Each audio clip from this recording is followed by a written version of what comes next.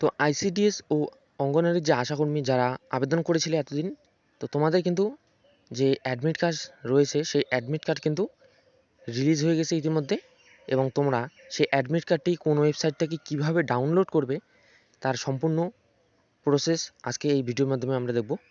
তো যারা চ্যানেলে নতুন রয়েছে চ্যানেলটি অবশ্যই সাবস্ক্রাইব করে বেল নোটিফিকেশনটি অন করবে এবং আমাদের এই চ্যানেলের সাথে যুক্ত থাকবে এরকম ইনফরমেটিভ ভিডিওর জন্য।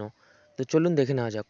এর জন্য তোমাদের সর্বপ্রথম যেতে হবে আইসিডিএস এর যে অফিসিয়াল ওয়েবসাইট, সেটি হচ্ছে coachbihar.wb.in অথবা অ্যাডমিট প্রিন্ট ফেজ 2 PHP।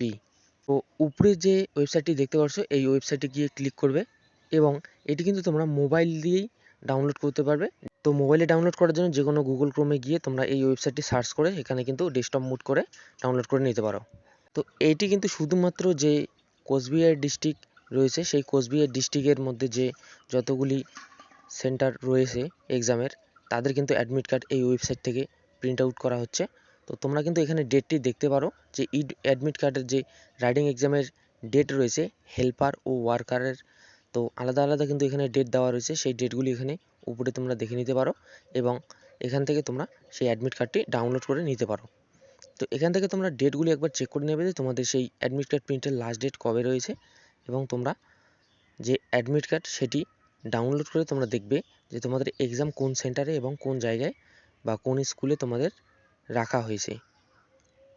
তো এখানে আসার পর প্রথমে তোমাদের বলা হবে যে রেজিস্ট্রেশন নম্বর, এই রেজিস্ট্রেশন নম্বরটি যে দেখানো রয়েছে তার পাশে কিন্তু একটি শূন্য বা ফাঁকা ঘর রয়েছে।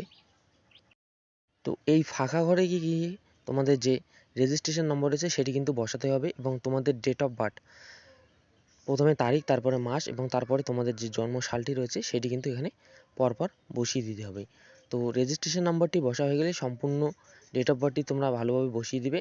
দেওয়ার পর সাবমিট অপশানে ক্লিক করবে। ক্লিক করার পর কিন্তু কনফার্ম একটি অপশান আসবে, সেই কনফার্ম করে দেওয়া মাত্রই তোমাদের যে অ্যাডমিট কার্ডটি ছিল এই অ্যাডমিট কার্ডটি পিডিএফটি ডাউনলোড হয়ে যাবে।